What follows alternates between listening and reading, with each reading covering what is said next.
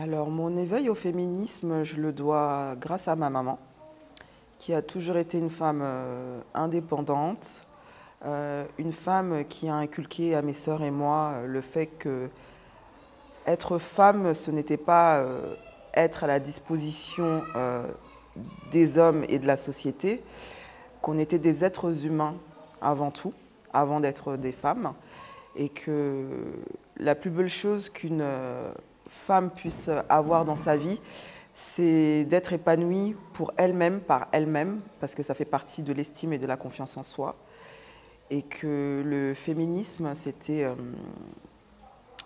une belle arme qui servait à l'émancipation des femmes, autant dans la société, économiquement, dans la liberté sexuelle et dans la condition de vie sociale.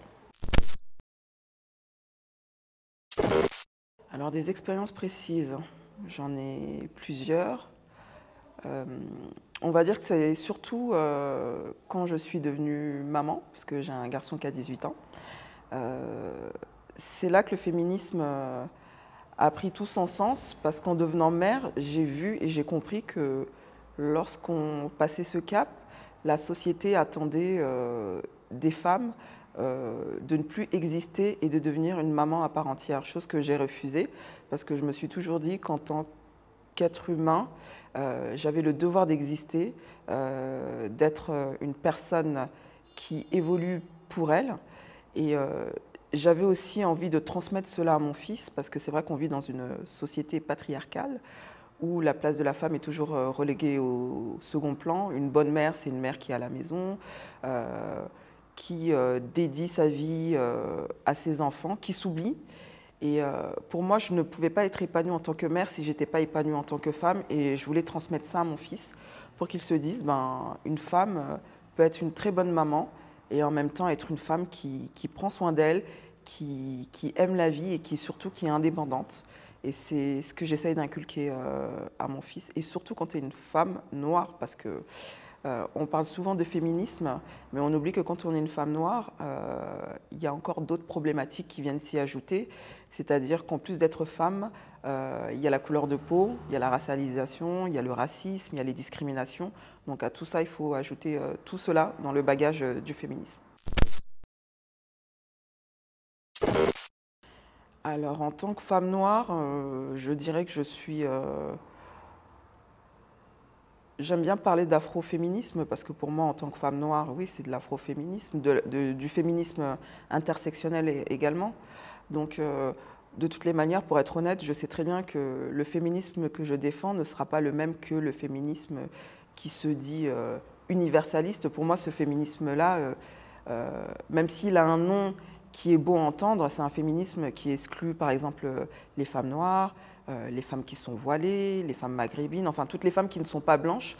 J'ai l'impression qu'elles sont un peu exclues de ce féminisme parce qu'il est tenu par des femmes qui oublient que d'autres femmes vivent d'autres problématiques dont elles ne prennent pas en compte. Donc voilà, c'est ce que je dirais à propos de mon féminisme. Alors, je ne pense pas que ça freine le combat, même s'il est dur. On voit les avancées qu'il y a eu, par exemple, grâce aux afroféministes qui ont libéré la parole sur des réseaux comme Twitter, où elles sont très actives. Il est vrai qu'il y a plein de courants féministes, mais le problème, c'est que s'il n'y avait pas eu ces courants, si ces courants n'existaient pas, ça invisibiliserait plein de femmes dont le féminisme universaliste ne parle pas. Donc je pense qu'il est important d'avoir plusieurs courants de féminisme, comme il y a plusieurs courants politiques.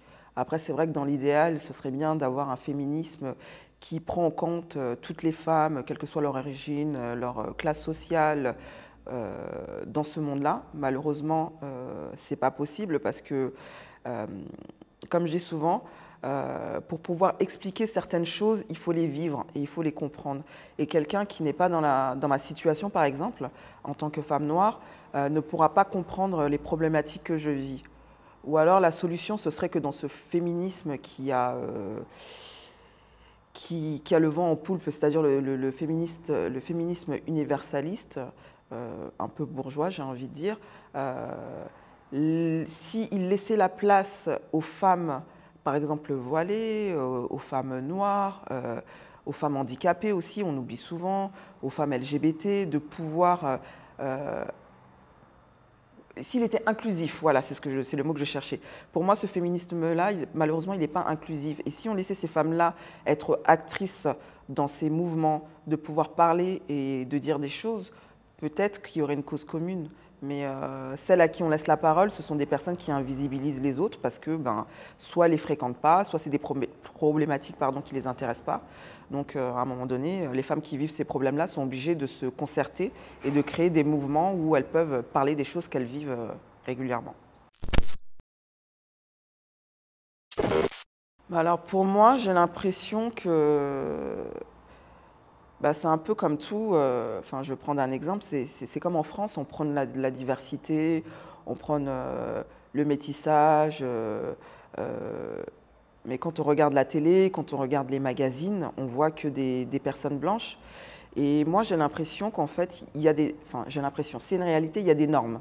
Par exemple, dans cette société-là, on a l'impression que quand on est blanc, on fait partie de la normalité, on fait partie quelque part d'une espèce de caste de personnes qui ont le monopole de la parole et qui, par essence,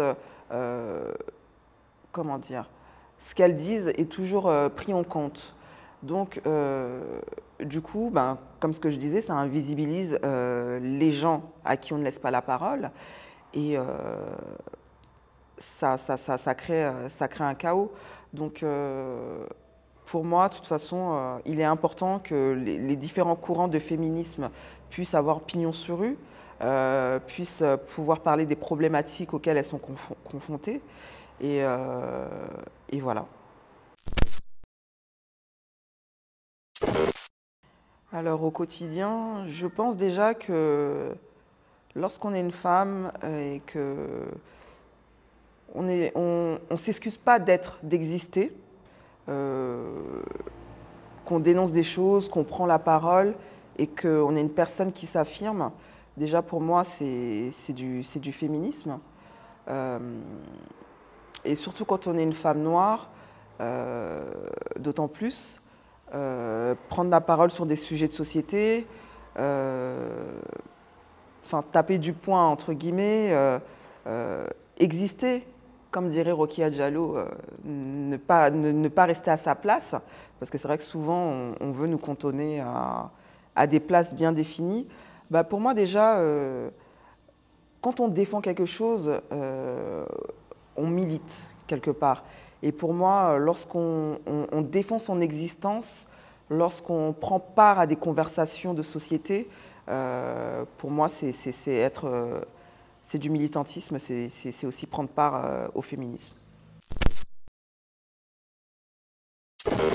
Pour moi, les plus grands obstacles pour le féminisme en France, déjà le patriarcat. Je pense que ça, on le sait, que le patriarcat, c'est l'ennemi juré du féminisme.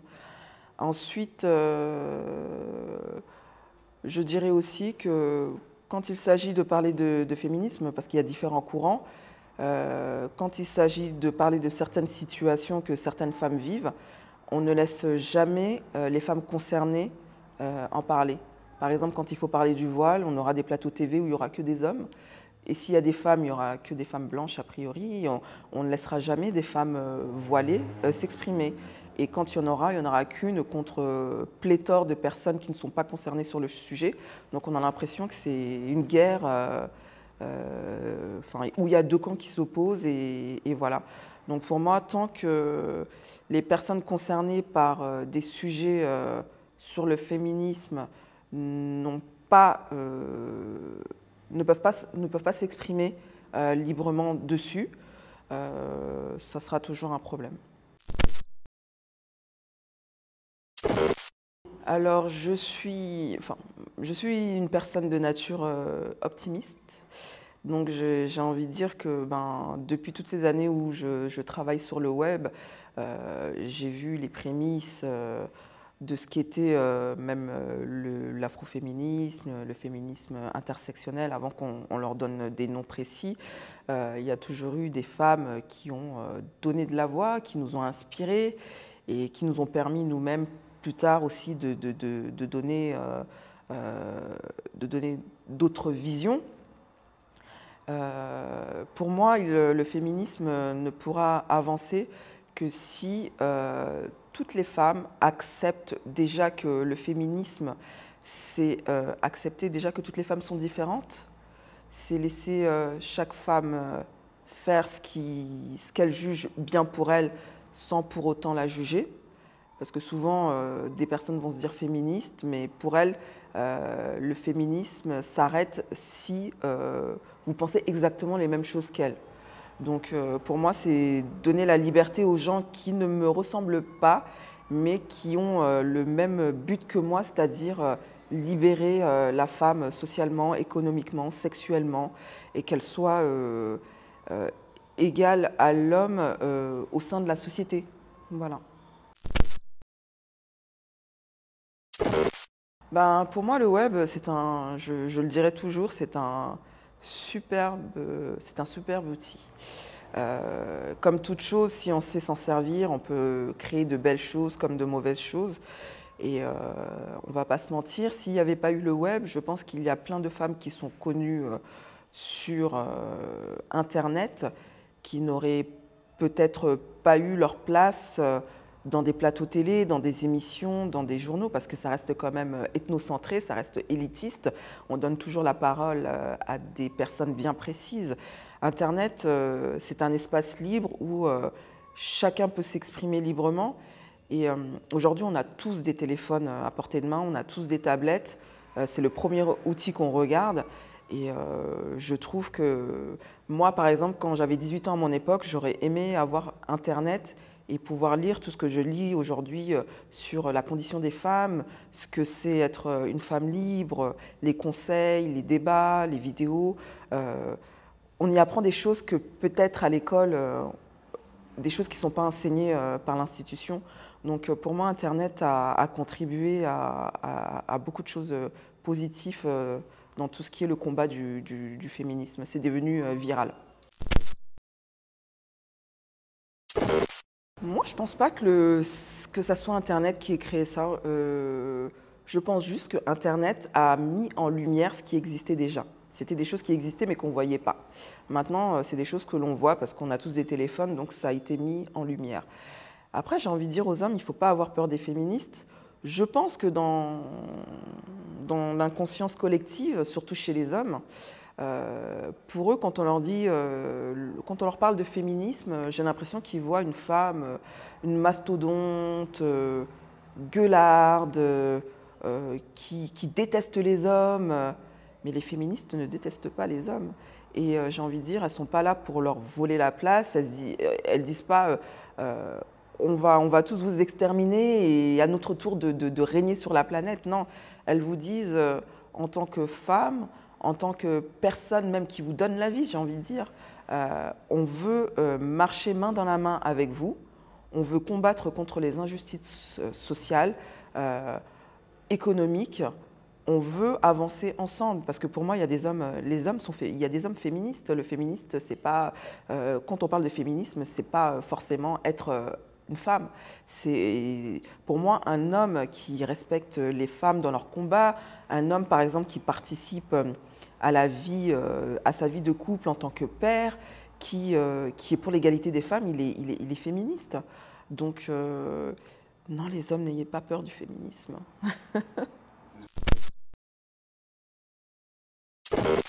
Je suis tout à fait d'accord. C'est vrai que soit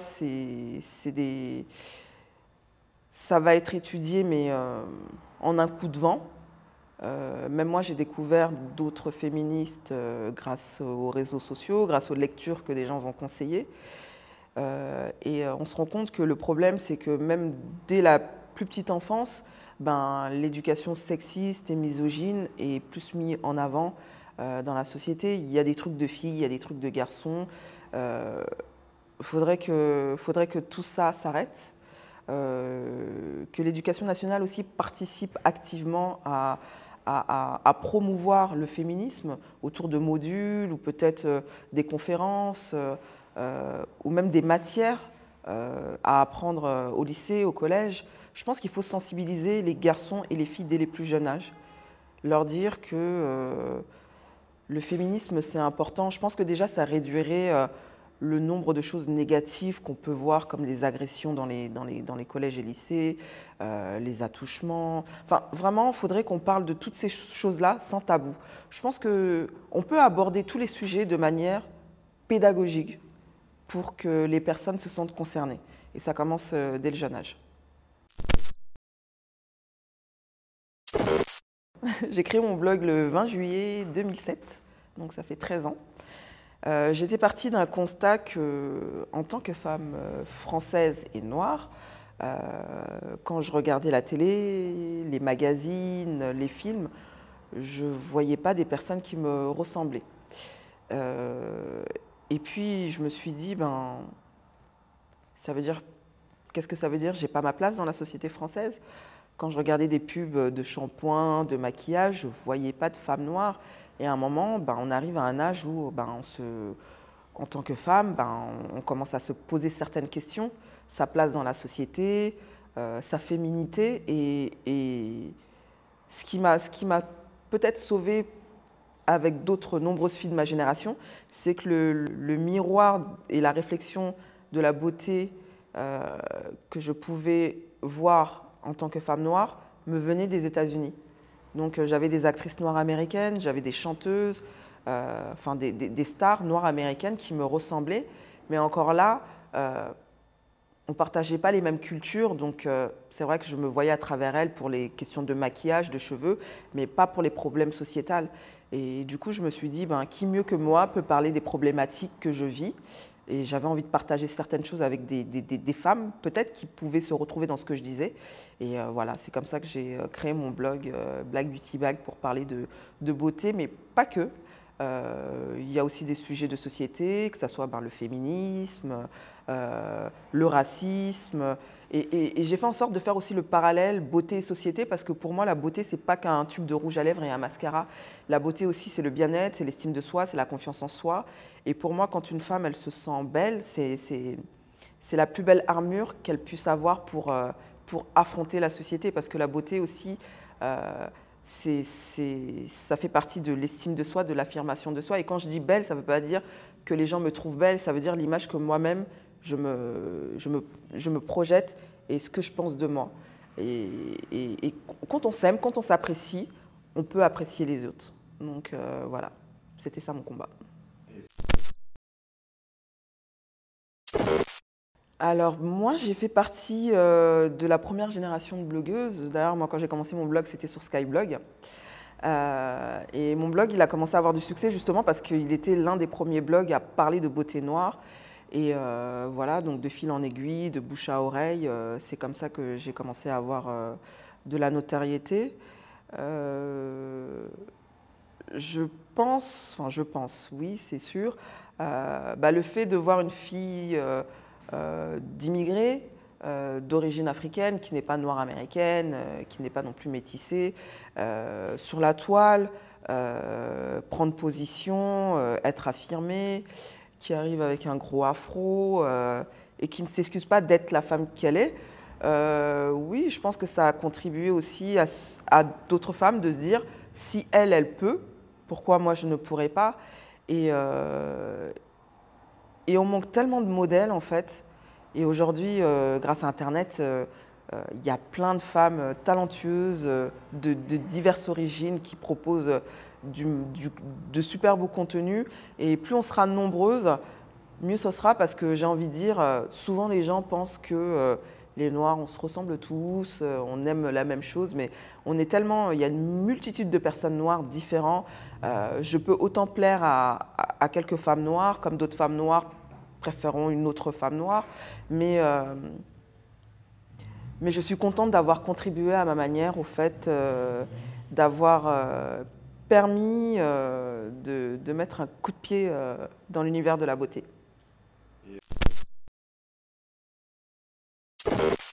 Je pense que ça prendra, comme tous les combats, ça prendra en années, parce qu'en France, malheureusement, on aime bien donner des leçons aux autres, on aime bien faire croire que notre société, elle est meilleure que dans d'autres pays, et je trouve qu'on est assez hypocrite. Pour moi, le combat continue, il y a encore beaucoup de choses à faire. Je reste optimiste parce que je me souviens qu'il y a des années auparavant, les femmes noires étaient inexistantes sur la place publique.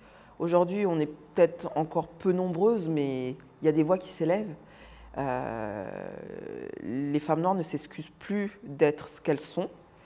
Elles s'expriment, elles disent aussi leur colère, mais avec intelligence et éloquence. Et je trouve ça noble. Et je pense que pour moi, vraiment, le jour où on n'aura plus à expliquer aux gens pourquoi, par exemple, l'afroféminisme défend des choses que le féminisme universaliste ne défend pas, ou le féminisme intersectionnel, ça sera une belle avancée. Et quand on laissera surtout les concernés avoir une place publique exister, je pense que ça aura beaucoup de résonance. Alors le mouvement Black Lives Matter, oui, je pense qu'il peut avoir une importance dans le mouvement du féminisme. Comme le dit très bien ce hashtag, la vie des Noirs compte. Et quand on dit que la vie des Noirs compte, c'est tous les Noirs, c'est les hommes, les enfants, les femmes trans, parce qu'on les oublie aussi, les transsexuels, les LGBT. Et quand on dit la vie des Noirs compte, ça ne veut pas dire que la vie des autres ne compte pas, ça veut dire qu'aujourd'hui, on sait très bien que la vie des Noirs n'est pas prise au sérieux, c'est une population justement qui en souffre. Et la vie des femmes aussi noires, voilà, devrait compter, on devrait le prendre en compte. Donc oui, parce que même dans Black Lives Matter, c'est vrai qu'on aura tendance à, quand on dit Black Lives Matter, on aura tendance à penser aux hommes, parce que c'est vrai que ce sont les hommes noirs qui sont tués par la police, mais tout ce qui concerne la précarité, la pauvreté, ce sont les femmes qui sont le plus touchées, les mères seules, les femmes divorcées, les femmes agressées, les femmes violées, l'inceste. Donc oui, le mouvement Black Lives Matter, je pense qu'il a beaucoup à faire avec le mouvement féministe noir. Alors pour être honnête, si les hommes en parlaient plus, je pense que ça aurait plus de résonance. Parce qu'on vit dans une société qui est dirigée par les hommes. Malheureusement, la société est ainsi faite. On aura plus tendance à écouter les hommes parce qu'on va dire qu'un homme qui s'exprime, il le fait avec raison. Alors qu'une femme pourra dire la même chose qu'un homme, elle sera vue comme une hystérique, quelqu'un qui va trop loin, qui exagère dans sa façon de penser. Il y a toujours ce côté infantilisant quand la femme, elle exprime les mots de la société. Et si les hommes s'impliquaient plus, je pense que ça ferait réfléchir plus de monde. Maintenant, là où ils devraient être intelligents, c'est se dire on vous aide, mais on n'est pas des femmes. Donc il est vrai qu'on vous comprend, mais on ne vit pas vos réalités. Donc nous, ce qu'on peut faire, c'est vous aider, faire en sorte que vos paroles soient écoutées par le plus grand monde. Qu'est-ce qu'on peut faire pour vous? On veut y contribuer, mais on vous laisse être actrice de ce que vous voulez dire. Parce qu'on veut apprendre avec vous, on n'a pas toutes les cartes, mais on sait qu'on a le pouvoir de changer les choses. Donc soyez devant et nous à vos côtés. Main dans la main. Pour moi, c'est ça. Déjà, nous écouter. Parce que je pense que le problème dans ce grand débat qu'est le féminisme, c'est que quand les femmes parlent, les hommes ont l'impression que c'est un combat. Elles nous disent des choses pour nous diminuer, pour nous minimiser, pour dire que nous, on veut le pouvoir pour que vous soyez en dessous. Mais ce n'est pas ce qu'on demande. On veut juste avancer ensemble. on veut que vous vous sentez concerné par les problèmes qui sont dénoncés par les femmes. Donc pour moi déjà, il faut écouter les gens. Après les avoir écoutés, essayer de comprendre. Et tant qu'on ne s'écoutera pas, ça sera un dialogue de sourds.